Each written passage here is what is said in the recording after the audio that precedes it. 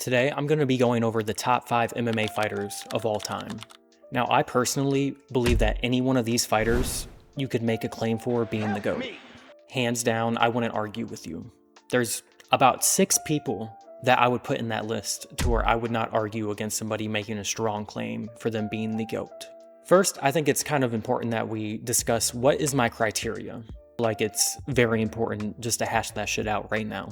My most important number one aspect, what was their skill?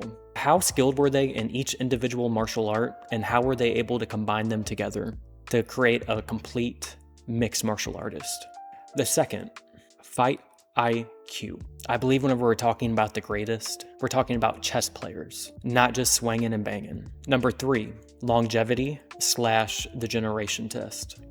Now, if you watch Weasel, then you know about the generation test. Were they able to beat the prior generation, their current generation, and then the next generation? That is an ultimate tell of your greatness. And how long was your run? Because we can't just be talking about 2-year runs and you're the GOAT. This has to be excellence sustained over a certain amount of time. Next, strength of competition. You can't just be going out and fighting all bums and then be called the GOAT. That's the whole reason Khabib can't be on the GOAT list, is because the first half of his career, he fought a bunch of nobodies, and his competition didn't stack up. That's why to this day, he may be considered as probably the best lightweight of all time, but he's certainly not the GOAT. And then finally, style points. How were they beating these fighters?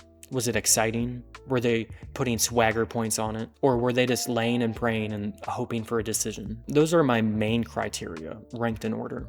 Number 5 on my list, Fedor. Fedor went 10 years undefeated when heavyweight was in its prime. Now, mind you, I may have just been fresh out of my daddy's nutsack whenever Fedor was in his prime.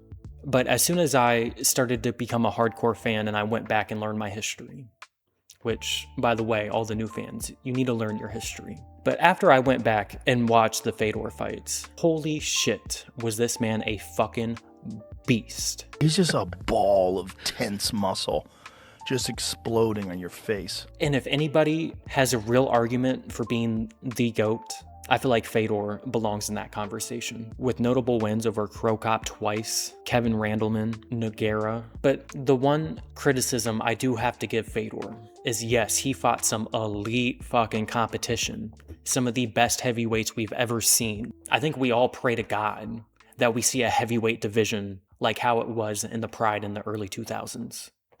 Because oh my fucking God. But he also fought some bums. They did a lot of crazy ass fights in Pride, but it did make for a lot of fucking fun fights. I think everybody misses the Pride days. And I miss the fucking Pride mode in the UFC games. Please bring that shit back. But one of the things with Fedor is that you can't really defend the 3-generation test. So that's one of the only things holding Fedor back at 5. And Fedor may be the greatest heavyweight fighter of all time, but who I have at number 4 was making a whole generation of middleweights look silly. At number 4, we have Anderson, the Spider Silva. And if we're going peak to peak, the dude was a fucking monster.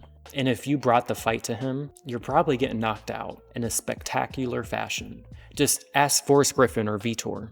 But one of the main things that holds Silva back, in my opinion, I mean, other than the PED accusations, it's the fact that he held on to his career way too long. But without a doubt, Anderson Silva may have had the most style points out of anybody. Now, he does have some notable wins against Rich Franklin, Dan Henderson, Vitor, Chael Sonnen twice.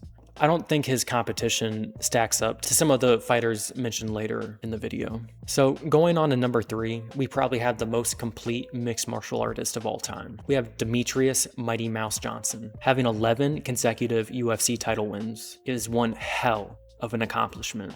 And whenever you're going out and you're throwing people behind your head in a German suplex and ending it in an armbar, how can you get more style points than that? Mighty Mouse in his prime was a fucking savage. Then after he got traded, he goes over and still showcases that he's one of the best in the fucking world. His ability to mix every single aspect of the game together was one of the most beautiful things to watch. And it kind of sucks that we missed him in the UFC. And the only blemish that you can really give DJ, I believe he has the weakest competition within this list. But his ability to mix every skill together and the winning streak that he went on being at the top for so fucking long. He has the accolades. He has the skill. He's beaten multiple generations. He has the style points. This man deserves his flowers. All right, we're down to number 2, George St-Pierre, going 26-2 and avenging every single loss that you had, starting out as a striker, then developing into one of the greatest wrestlers the sport has ever seen. We're talking about an evolution of a fighter unlike no other. George St-Pierre might be the most complete fighter of all time. It's certainly up for debate. But the main thing that puts George above Mighty Mouse for me is competition. GSP had one of the toughest list of competition there has ever been in MMA. Let's list off some of these notable wins. We have Matt Hughes twice, BJ Penn, Matt Serra, John Fitch, Thiago Alves, Johnny Hendricks, Carlos Condon. Like, come on, man. This dude has fought murderers. Welterweight was one of the greatest divisions in MMA history, and this man sat on top of it for so long. And the craziest thing about it, too, is once he developed his elite wrestling ability, the amount of damage that this guy took, well, besides against Johnny Hendricks, the amount of damage that this man avoided is something that I think most MMA fighters probably want to achieve for. And I believe he passed the 3 generations. He beat Matt Hughes of the previous, BJ Penn of his current, and then scraped that win off of Johnny Hendricks by the skin of his dick.